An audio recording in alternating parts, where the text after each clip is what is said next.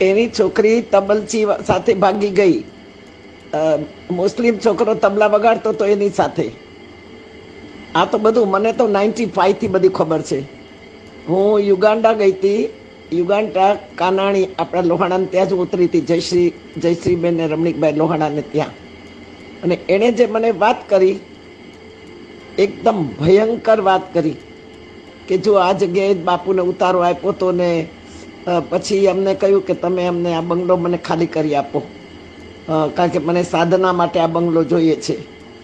એટલે અમે લોકો રાતોરાત પછી હોટલમાં વયા ગયા બંને જણા. અમારા છોકરાઓ તો હોસ્ટેલમાં ભણતા હતા.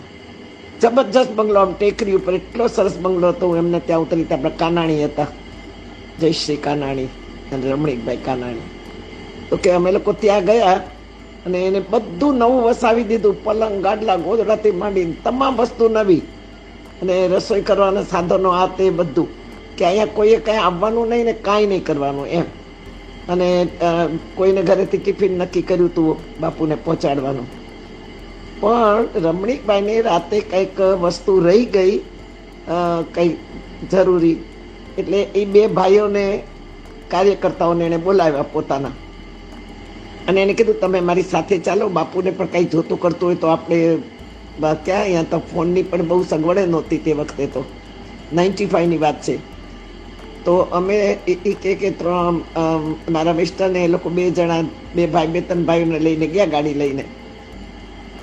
તો બાપુની રૂમમાં લાઇટ બરે એટલે આ લોકોને થયું હશે કે કંઈ જરૂર પડી કે શું છે કેમ છે. લગભગ 2 વાગ્યા હતા રાતના. એટલે એ લોકો તો બિચારા બધા બહાર બેસી રહ્યા, બહાર બાજુની રૂમમાં, કોઈ અવાજ ન થાય એમ. તો સવારમાં 4 વાગ્યા અને એક છોકરી નીકળી એની રૂમમાંથી. એટલે આ લોકો બધા આભા બની ગયા ને એકદમ ગયા પાસે. અને તો આપણા તો લોહાણા બધા, ડુંગળી ફોતરા જેવા, અને એકદમ ગરમ થઈ ગયા 2 જણા. તો એ કે આ શું માંડ્યું છે તમે બાપુ? એ કે તો કે તમે આવ્યા શું કરવાને? એમ કે આમ છે તે. બહુ ઝઘડો થયો. 3 દિવસ પછી કથા હતી. 2 દિવસ વહેલો ગયો તો મોરારી, અને બીજે દિવસે ઝઘડો થયો. અને રાતે 3 વાગે 4 વાગે ઝઘડો થયો. અને એ બોરિયા બિસ્તરા લઈને છોકરીને લઈને વયો ગયો.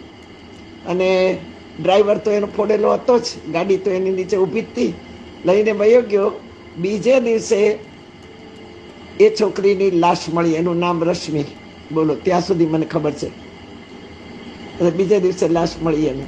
એ છોકરીને કંઈક ફોડે ને બધું, એનું કૌભાંડ, એટલે એનું મર્ડર કરી નાખ્યું.